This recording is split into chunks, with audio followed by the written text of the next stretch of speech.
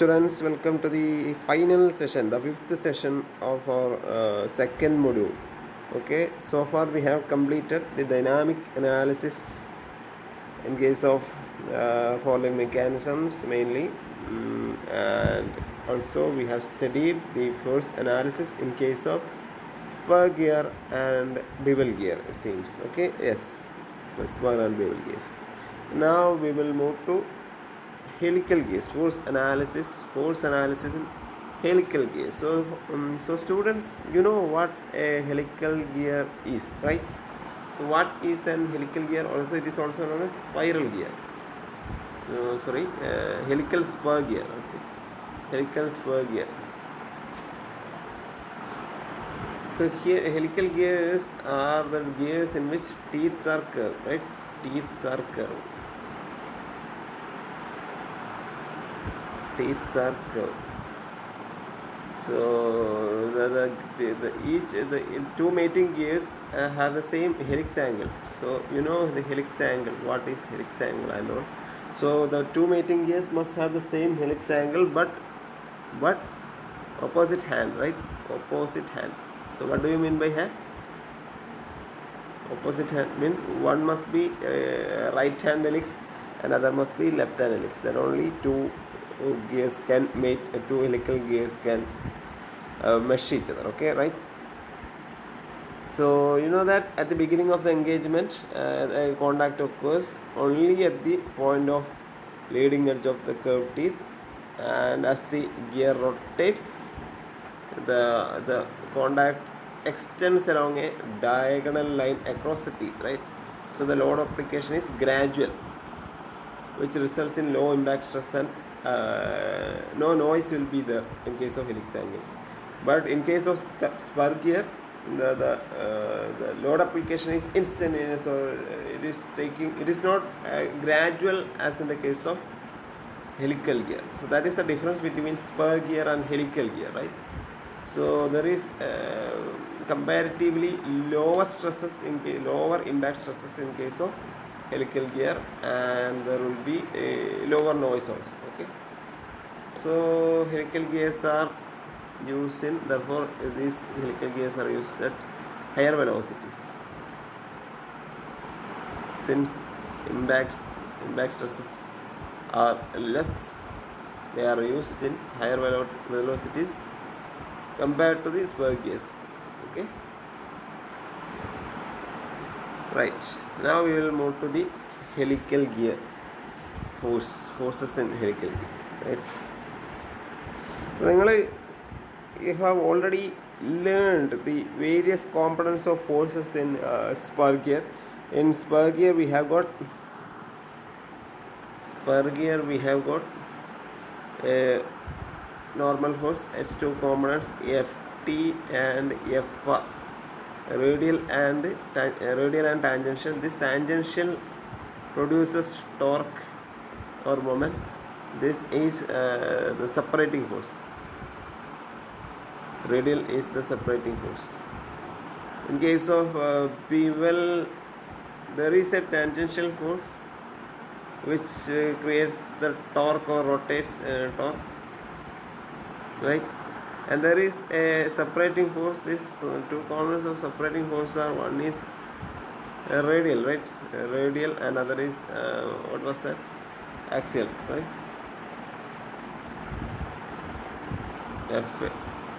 FA, radial and axial. Alright? Okay, and the relationship between all these angles are already known to you, right? You have studied. Actually, Ft tan phi gives Fs, and Fs sin gamma gives axial force, and Fs cos gamma gives a radial force. All these things you know. Now look at this figure. So what is this figure? This is what helical gear, right? You can see here, this is the pith cylinder, and you can see this is the axis of the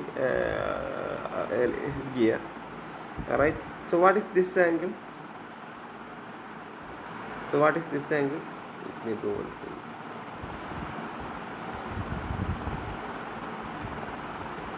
So you can see that psi is the helix angle. Helix angle. So how can you define helix angle? എന്താണ് helix angle? Helix angle എന്ന് വെച്ചാൽ ഈ axis ഉണ്ടല്ലോ, ആക്സിസും ഈ ഹെലിക്സും തമ്മിൽ ഉണ്ടാക്കുന്നത്, അതായത് ഈ കർവ്ഡ് ടീത്ത് അല്ലേ, ഈ ടീത്തിൻ്റെ കർവും ഈ ആക്സിസും ഇത് രണ്ടും പാരലാണ്. അപ്പോൾ ആക്സിസും കർവും തമ്മിൽ ഉണ്ടാക്കുന്ന ആംഗിളാണ് ഏത്? Helix angle. So the helix angle is the angle between the central of the axis and the curve of the teeth, direction of the curve of the teeth, right? So that is helix angle. Now you can see if this is the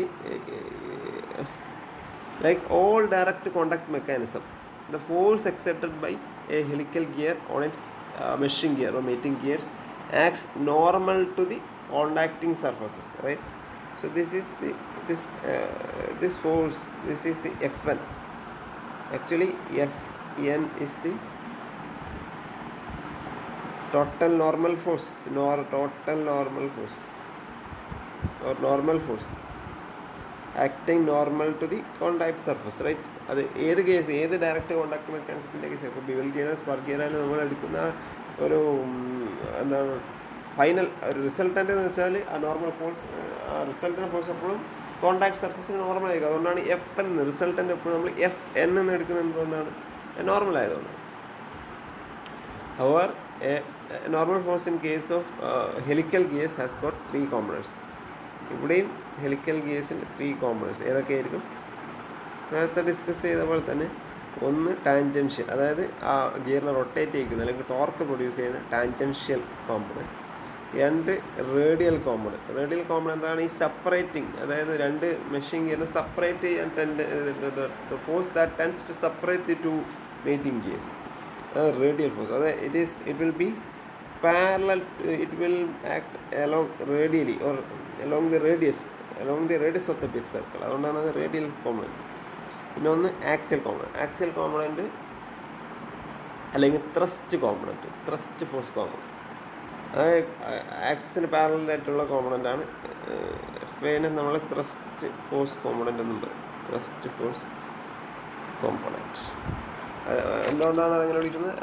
it is actually axial force component because it acts parallel to the axis along the direction of the axis, അല്ലേ?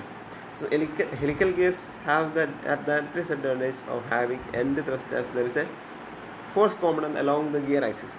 അപ്പോൾ അതൊരു disadvantage ആണ് ഈ axial component വരുന്നത്.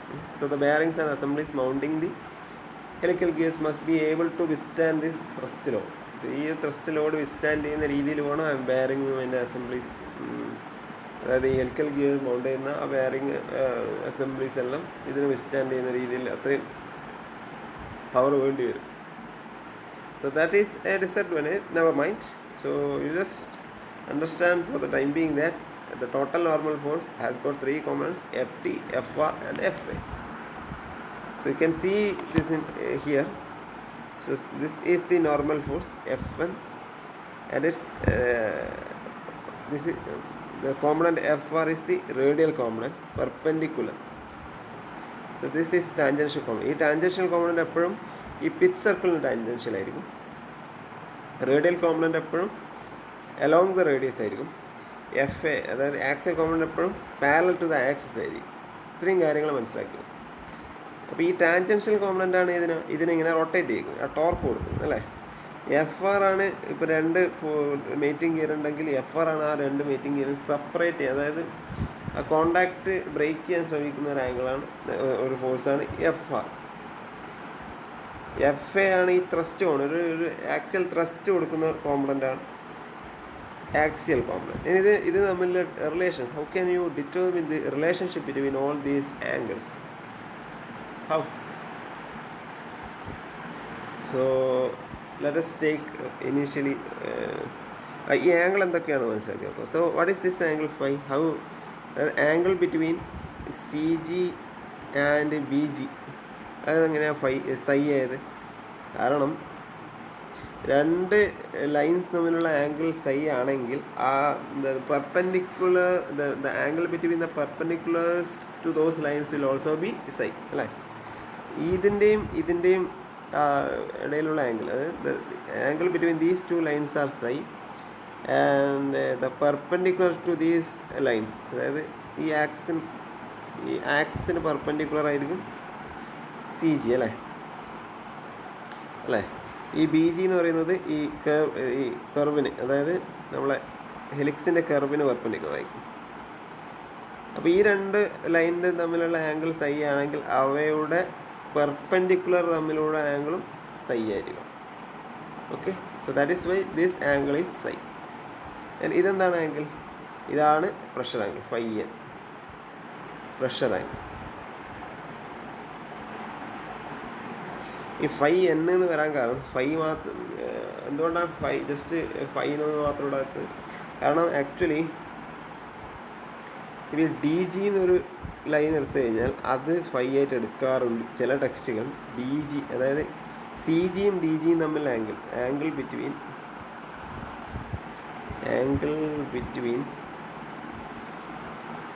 C G and D G phi ആയിട്ട് എടുക്കാറുണ്ട്, pressure angle എന്ന് പറയാറുണ്ട്.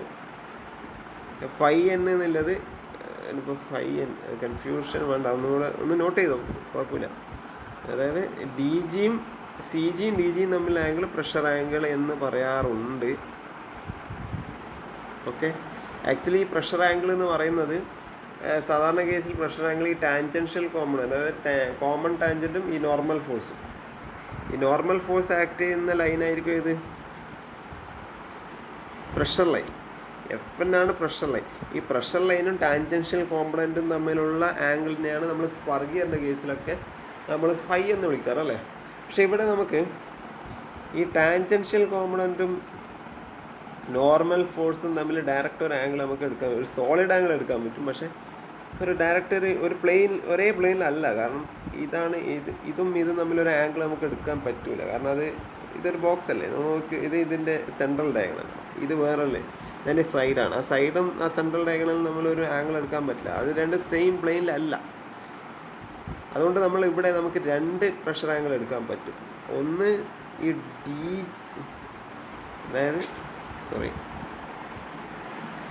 ഡി ജി ജോയിൻ ചെയ്യുക, ഡി ജിയും ജോയിൻ ചെയ്തിട്ട് ഡി ജിയും സി ജിയും തമ്മിൽ ആംഗിൾ ഫൈ ആയിട്ട് എടുക്കാം. നമ്മൾ ഫൈ എൻ എടുക്കുന്നത് എന്താണ്? ഈ ബി ജിയും എ ജിയും തമ്മിലുള്ള ആംഗിളാണ് phi N. Angle between B G and A G അല്ലേ, B G and A G അല്ലേ. Okay, B G and A G ആണ് ഫൈ എൻ. അപ്പോൾ ആ ഫൈ എന്നിന് നമ്മൾ നോർമൽ പ്രഷർ ആംഗിൾ എന്ന് പറയും. എന്നൊരു സബ്സ്ക്രിപ്റ്റ് വരുന്നുണ്ട്, നോർമൽ പ്രഷർ ആംഗിൾ എന്ന് എടുക്കാറുണ്ട്. ഓക്കെ, നോർമൽ പ്രഷർ നമ്മൾ ഈ ഫൈ അധികം യൂസ് ചെയ്യാറില്ല. ഞാൻ ജസ്റ്റ് നിങ്ങളൊരു അണ്ടർസ്റ്റാൻഡിങ് വേണ്ടിയിട്ട് ഫൈ എന്നുള്ളൊരു ടേം ഉണ്ട്, എന്തുകൊണ്ടാണ് ഫൈ എന്നും ഫൈയും വേറെ ആവുന്നതെന്നുള്ളൊരു കേസ് പറയാൻ വേണ്ടി മാത്രമാണ് ഫൈ എടുത്ത്. നമുക്ക് ഫോഴ്സ് അനാലിസിസിൽ ഫൈ എൻ്റെ ആവശ്യം വരാറില്ല. അതായത് ഹെലിക്കൽ കേസിൽ കൂടുതലും നമ്മൾ ഫൈ എന്നാണ് യൂസ് ചെയ്യേണ്ട ആവശ്യം വരാം. ഓക്കെ, നിങ്ങൾ ഈ ഒരു ട്രയാങ്കിൾ എടുത്ത് നോക്കാം. ഏതാ നമ്മൾ just take this B C G എന്നുള്ളൊരു ട്രയാങ്കിൾ എടുത്ത് നോക്കി. ബി സി ജി, ഈ ഒരു ട്രയാങ്കിൾ എടുത്ത് നോക്കി. നിങ്ങളൊന്ന് വരക്കാം. ബി സി ജി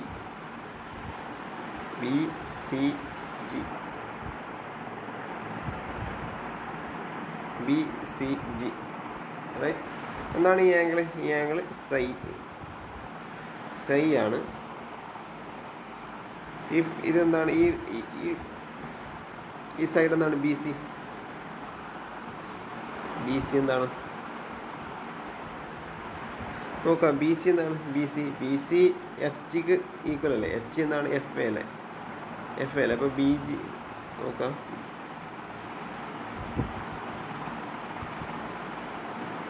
ബി സിയും എഫ് ജിയും സെയിം ആയിരിക്കണം. അതുകൊണ്ട് ഇതെന്താണ്? എഫ് എ തന്നെയാണ്. അതുകൊണ്ട് ഞാനിത് എഫ് എന്ന്, ഈ സൈഡ് എഫ് എന്ന് എടുക്കുന്നു. സി ജി എന്തായിരിക്കും? സി ജി എഫ് ടി ആണ്. നോക്കിയാൽ മതി, സി ജി എഫ് ടി ആണ്. അപ്പോൾ എഫ് എ എഫ് ടി തമ്മിലുള്ള റിലേഷൻ നിങ്ങൾക്ക് കിട്ടിയോ? എന്താണ് എഫ് എയും F A and F T കേട്ടോ. F A equal to F A by F T will be tan psi അല്ലേ. F A by F T tan psi. So F A will be F T tan psi. So that is A relation. വേണമെങ്കിൽ use ചെയ്യാൻ പറ്റുന്ന റിലേഷനാണ് F T. Axial കോമ്പണൻറ്റും tangential കോമ്പണൻറ്റും side ടേംസിലുള്ള റിലേഷൻ, helix ആംഗിളിൻ്റെ ടേംസിലുള്ള റിലേഷൻ. അത് അവിടെ വെക്കുക. ഇനി ഇത് സെയിം ഇതെടുക്കാം. എന്താണ് ബി ജി? എന്താണ് ബി ജി നോക്കാം. ബി ജി നോക്കാം. എന്താണ് ബി ജി? ബി ജിയുടെ വാല്യൂ നിങ്ങൾക്ക് അറിയാൻ പറ്റില്ല. പക്ഷെ ബി ജി, ഈ എ ബി ജി എന്നുള്ള ട്രയാങ്കിൾ എടുത്ത് നോക്കൂ. A B G, A B G, അതിൽ എ ജി എന്താണ്? എഫ് എൻ ആണ്, നോർമൽ ഫോഴ്സ്. എ ബി എന്താണ്? റേഡിയൽ ഫോഴ്സാണ്. നോക്കിയാൽ മതി. എന്താണ് എ ബി? എ ബി വെച്ചാൽ എച്ച് ജി തന്നെയാണ്. അപ്പോൾ H G will be A B. That is same as radial force. And what is this angle? This angle is phi N. Φ n. So what will be BG? Sin phi n is Fr by Fn. So Fn will be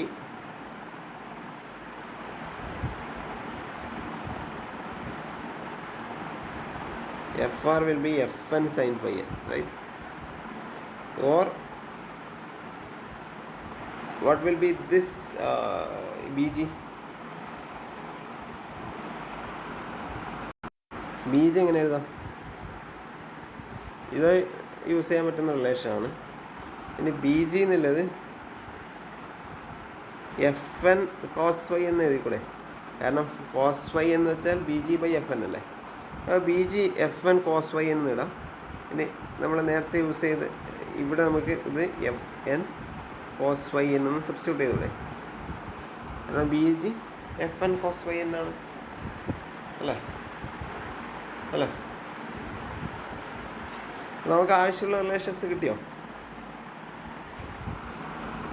അപ്പോൾ നമ്മൾ ഇനിയെല്ലാം ഇതാ നമുക്ക് F A, F R, എന്താ ബാക്കിയുള്ള F T, ഇത് മൂന്നും F എന്നിൻ്റെയും ഫൈയുടെയും ടേംസിൽ മാറ്റി എഴുതാൻ പറ്റുമെന്ന് നോക്കിയാൽ മതി. ആദ്യത്തെ എഫ് എ എടുത്ത് നോക്കാം. എഫ് എക്ക് നമുക്കെന്തെങ്കിലും കിട്ടിയിട്ടുണ്ടോ? F A equal to F T tan phi എന്നാണ് കിട്ടിയത്. ഞാൻ സപ്പോസ് എന്താണ് എഫ് എ എഫ് എന്നിൻ്റെ ടേംസിൽ മാറ്റണമെങ്കിൽ എഫ് എ എഫ് എൻ്റെ ടേംസിൽ, അപ്പോൾ കോസ് ഫൈ ടാൻ ഫൈ നോക്കിയാൽ മതി അല്ലേ. സോറി, സൈൻ ഫൈ നോക്കിയാൽ മതി. സൈൻ ഫൈ അല്ല, സൈൻ സൈ. ഇവിടെ നമുക്ക് സൈൻ സൈ എന്ന് വെച്ചാൽ ഓപ്പോസിറ്റ് സൈഡ് ബൈ അഡ്ജസ്റ്റൻറ്റ് ഇങ്ങനെ എഴുതാം. സൈൻ സൈ എന്ന് വെച്ചാൽ F A by F N cos phi N എന്ന് എഴുതിക്കൂടെ? So F A equal to F N cos phi N sine psi എന്ന് കിട്ടി. ഇതാ എഫ് എക്ക് എഫ് എന്നിൻ്റെയും ഫൈ എന്നിൻ്റെയും സൈൻ്റെയും ടേംസിൽ വാല്യൂ കിട്ടി. ഇനി രണ്ടാമത്തെ എഫ് ആർ എങ്ങനെ കിട്ടുന്നുണ്ട് നോക്കാം. എഫ് ആർ കിട്ടുന്നുണ്ട് നോക്കാം. F R equal to F N sine phi എന്ന് കിട്ടി അല്ലേ. Simple. F R equal to F N psi N. F R equal to F N psi N already കിട്ടിയ relation, F N sine phi N. ഇനി വേണ്ടത് F T ആണ്. F ടിക്ക് എങ്ങനെ കിട്ടും?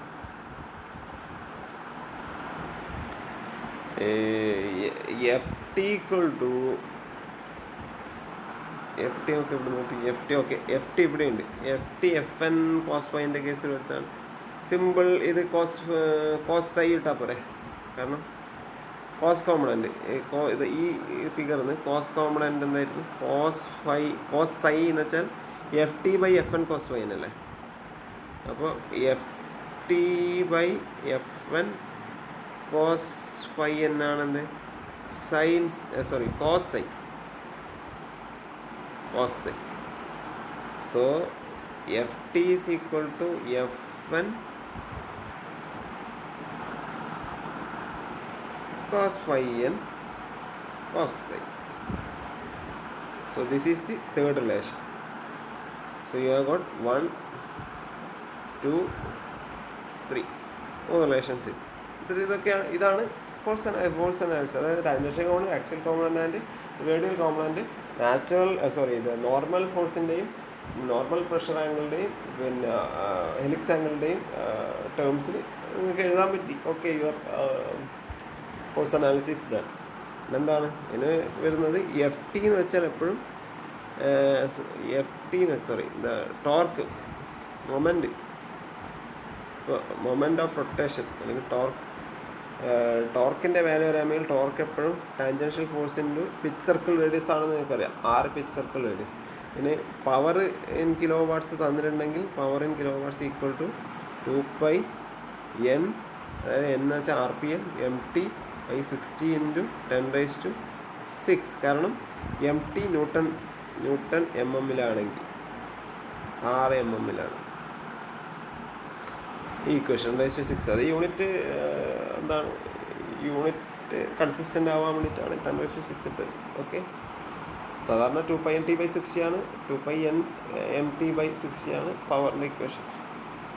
So this is how you analyse the various force components in helical gear. So students, we have completed spur gear, bevel gear